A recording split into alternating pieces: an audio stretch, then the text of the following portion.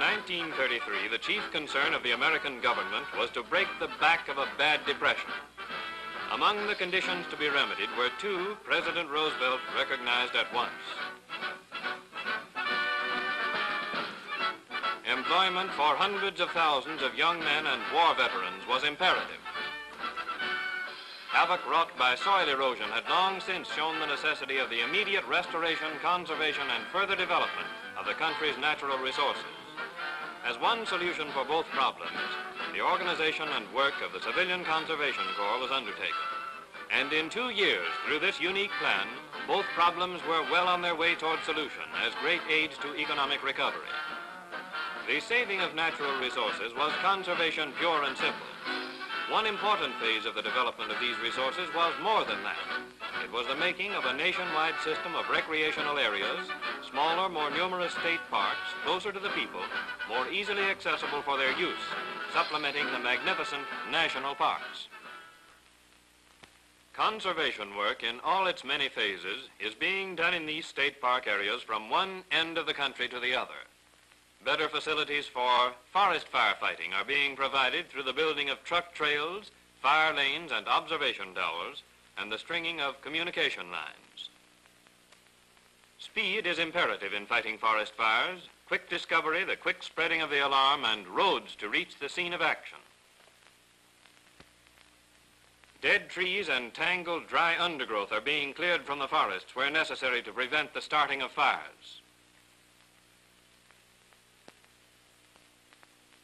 An aggressive war is being waged on the insects, which slowly but surely are destroying natural beauty in our wide open spaces. Tent caterpillars are a menace to our forest lands. And beautiful meadows and fields are constantly being stripped of their vegetation, unless the hungry grasshoppers are fed poisoned bran.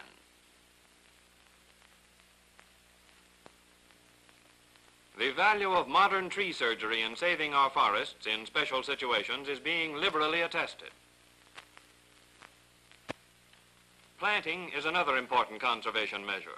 Seedlings, literally in the millions, are being set out to replace trees ruthlessly destroyed. Shrubbery is being planted on slopes and hillsides to stop soil erosion. More spectacular is the moving of matured trees for landscaping purposes. There's a world of power in this mighty movement, men and machinery, old Dobbin, and even his more picturesque brethren.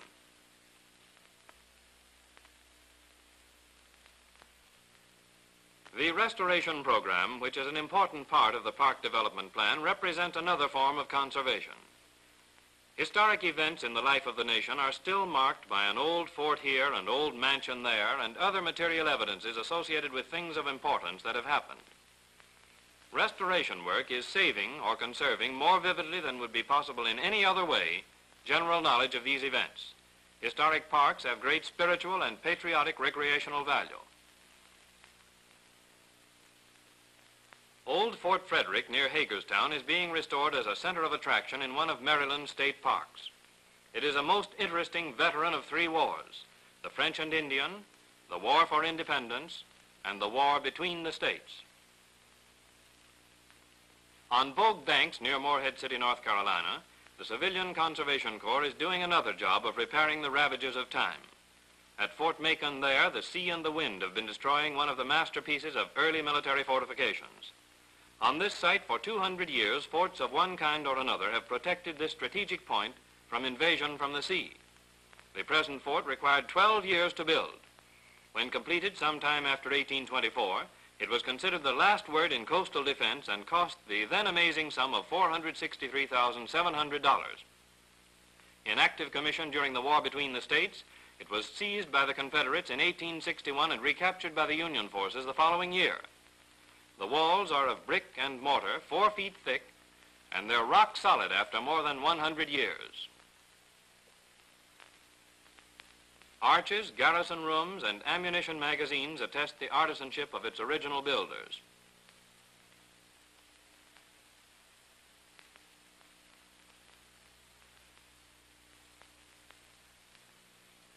The Civilian Conservation Corps, under National Park Service direction, is restoring many of the constructional details of the old fort. Here, as in all National Park Service work of this character, exhaustive research is done to ensure that the restoration is accurate and authentic.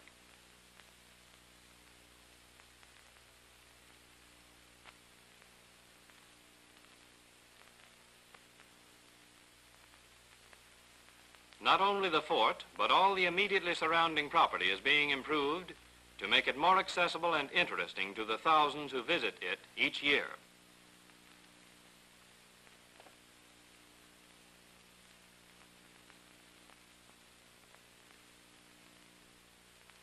An interesting state park in Georgia surrounds the one-time home of Alexander Stephens, Vice President of the Confederacy. Long ago, the memory of this outstanding Southern statesman was honored by the erection of a statue on his home estate. Now the mansion with its slave quarters and outbuildings is being restored, and the grounds are being made more attractive to visitors. Strict attention is being paid to details. Reproductions of the hand-wrought hardware originally used are being made by Conservation Corps enrollees under skilled direction. Along Georgia's subtropical coast are many memories of a Spanish civilization which marked this part of the world a century before Jamestown. On the banks of a moss-draped canal between Savannah and Brunswick, Santo Domingo State Park is being developed with these crumbling oyster shell walls as a center of interest. The National Park Service's painstaking investigation of the history of these beautiful and interesting old ruins is still in progress.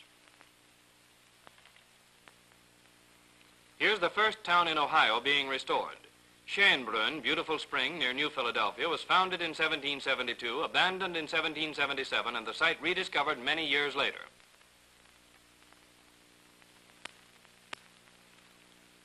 The government's rehabilitation program is transferring citizens from localities in which they have been finding it difficult to make a living into more desirable surroundings.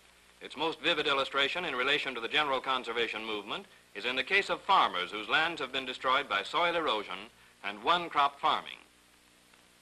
This program is pertinent to the park plan because much of the non-productive land being abandoned is being transformed into parks and recreational areas.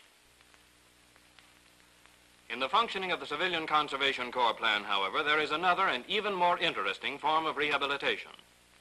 Among hundreds of thousands of young men and war veterans enrolled, there have been many unable to read or write.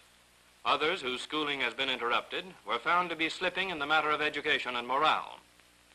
The important job of mentally rehabilitating this extremely valuable cross-section of the manpower of the country has been entrusted to the Office of Education, Department of the Interior. Competent instructors in Conservation Corps camps conduct classes in many of the educational branches. The boys are given the opportunity to go to school just as they might have done years ago. In addition, there are many practical manual training courses intended to prepare the enrollees for happier and more remunerative work when their association with the Corps has ended.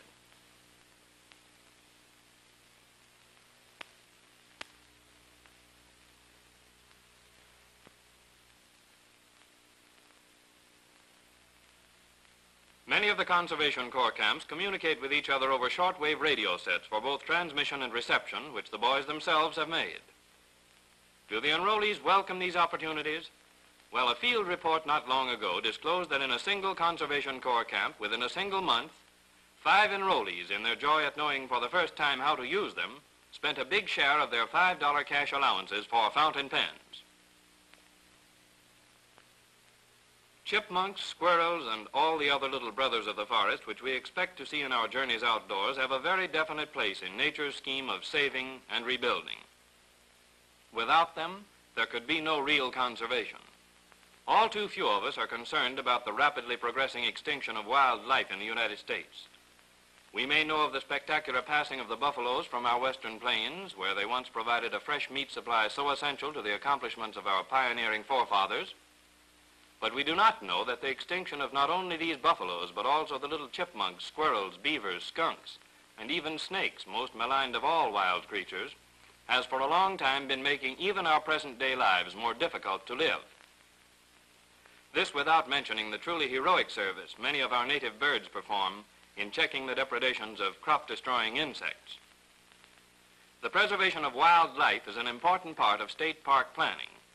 In many of the Conservation Corps camps, great friendships have been developed between the boys and the natives of the areas.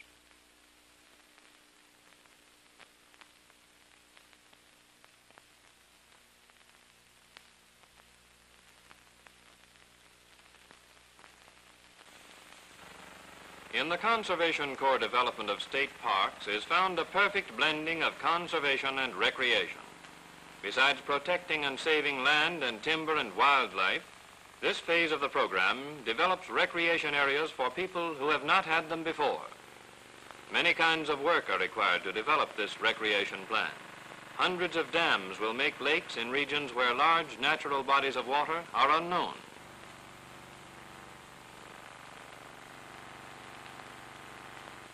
Hiking and bridle trails wind through the parks. Each of these trails being constructed by the Conservation Corps in state parks in 42 states is carefully placed by expert park planners, so the natural growth of the area will be harmed as little as possible, and yet so points of interest can be reached. Splendid views few men have seen because the peaks were inaccessible now open up as these trails lead hikers to the mountaintops.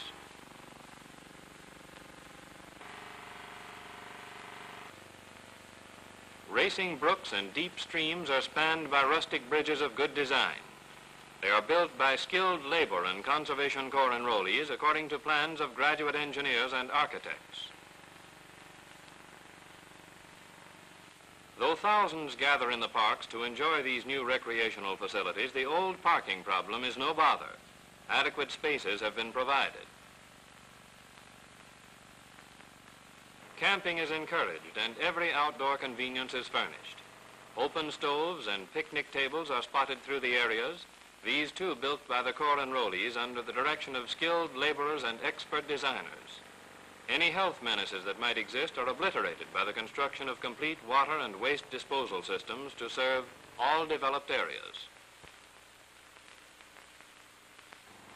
Probably the most attractive feature of a typical state park is the cabin community, located in one of the area's desirable spots and open to visitors who want to spend a night or a week.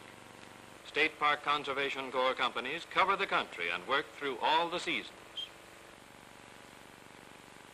These snug cabins in Pueblo State Park in Colorado are going up despite the winter snow. Recreation buildings and picnic shelters are state park essentials. This one stands on the moss-draped banks of the Black Edista, one of South Carolina's loveliest low-country streams. In some sections, notably the Southwest, park development runs more strongly than elsewhere to building operations. In a country as large as America, the characteristics of the various regions differ widely. Indeed, in these differences is found the nation's charm. There are mountainous areas covered with fresh green trees and dripping with clear, cold streams.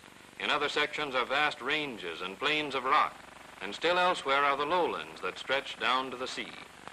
The natural features of the state parks vary with the regions in which they are located. In each section there is a different recreational appeal. It follows then that a park's development plan generally conforms to the features and requirements of the surrounding country in order that the park may best serve the peculiar recreational needs of the people in its particular locality.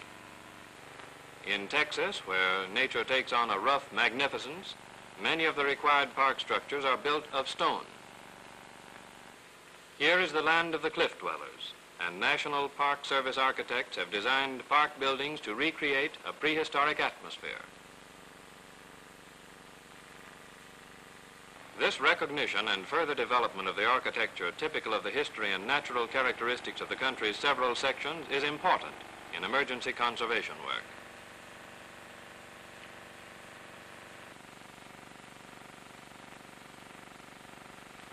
Building trails, cutting fire lanes, and protecting and improving timber and land make the conservation work program essentially one requiring well-directed massed manpower.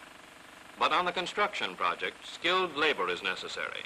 Carpenters, bricklayers, plumbers, and electricians are hired from the community in which the camp is located. These men work on the park jobs with the Conservation Corps boys as helpers. Not only does this furnish employment for skilled labor and get the job well done, but it provides the enrollees with excellent opportunities to learn trades. Splitting handmade shingles is a colorful task. The tools for splitting the blocks are ingenious, as are also the appliances devised for holding the shingles during the finishing processes. And almost every camp has its own village blacksmith plying his fascinating and still useful trade.